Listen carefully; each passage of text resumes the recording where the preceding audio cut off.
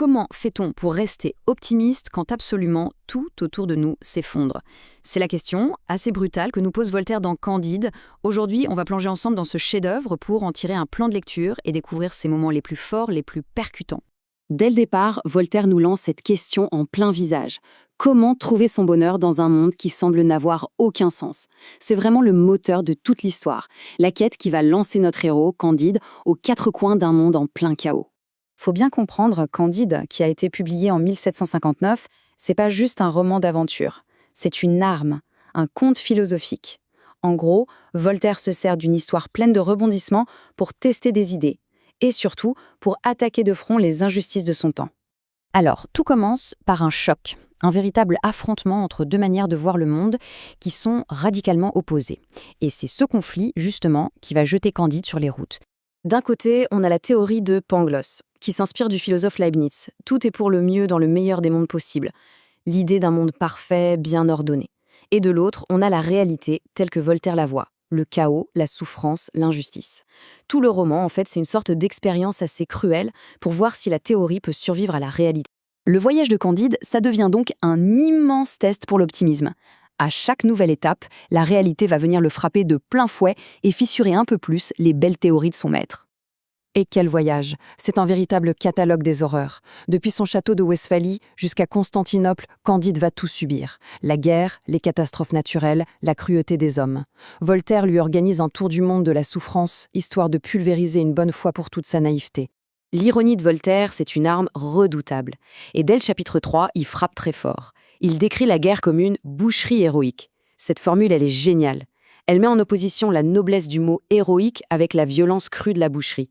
C'est sa façon de dénoncer l'hypocrisie du langage qui cherche à rendre le massacre glorieux. Pour Candide, disons que c'est la première grande claque. Arrivé à Lisbonne, c'est la double peine.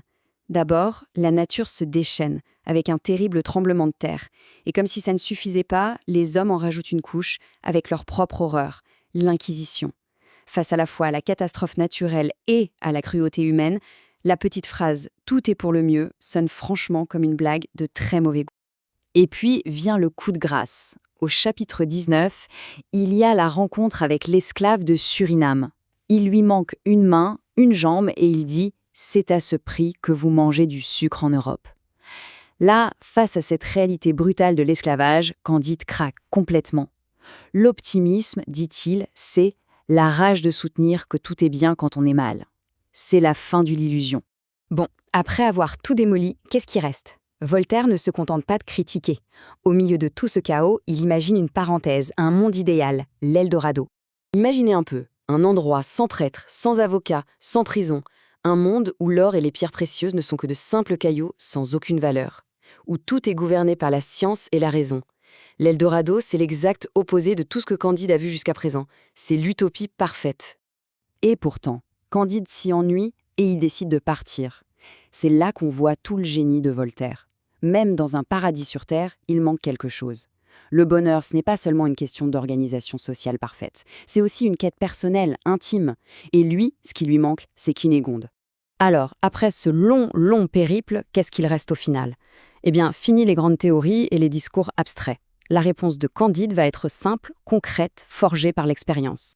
Tout à la fin, Pangloss est encore en train de philosopher, de faire des grands discours, et Candide lui coupe la parole avec cette phrase devenue mythique « Mais il faut cultiver notre jardin ». Tout est dit, c'est la réponse pragmatique, terre à terre, de Voltaire à la grande question du bonheur. Mais au fait, ça veut dire quoi cultiver son jardin ? C'est assez simple en fait. Ça veut dire qu'il faut arrêter de vouloir refaire le monde avec des mots et commencer à agir à sa propre échelle. Ça veut dire qu'il faut se méfier des grands systèmes de pensée et préférer le travail concret, tangible, utile. Bref, se concentrer sur ce qu'on peut vraiment changer, ici et maintenant. Bon alors, comment on aborde ce texte si riche ? Pour s'y retrouver un peu, voici une sorte de carte, un parcours qu'on vous conseille pour naviguer dans les chapitres les plus importants du roman. Ce parcours en 7 étapes permet de viser les moments essentiels. Il suit vraiment la progression logique du roman, de la critique de la guerre à la morale finale, en passant bien sûr par les moments clés comme l'Eldorado ou l'esclavage. C'est un bon itinéraire pour aller droit au cœur du message de Voltaire. Et pour aller un peu plus loin, gardez ces quelques questions en tête pendant la lecture. Ça aide à lire de manière plus active. Surtout la dernière.